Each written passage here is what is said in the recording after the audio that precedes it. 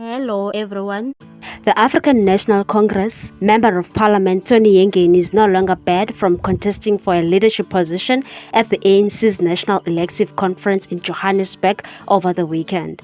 Tony Yengeni successfully upheld his disqualification from the leadership contest after being barred from nomination because of his criminal conviction.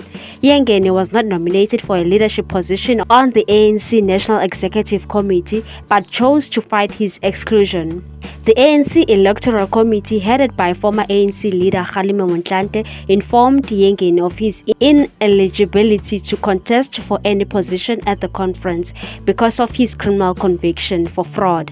The ANC's new electoral rules prevent members previously convicted of criminal offences from contesting for leadership roles. Yengeni's 2003 conviction for fraud and a 4-year prison sentence prevented him from participating. Tony Yengeni said he had applied to the Department of Justice for his criminal record to be expunged, which was successfully granted. In a letter signed by Motlanthe, the committee confirmed that Yengeni's appeal had been granted. The committee also issued a disqualification letter for former ANC Women's League President Bathabile Dlamini.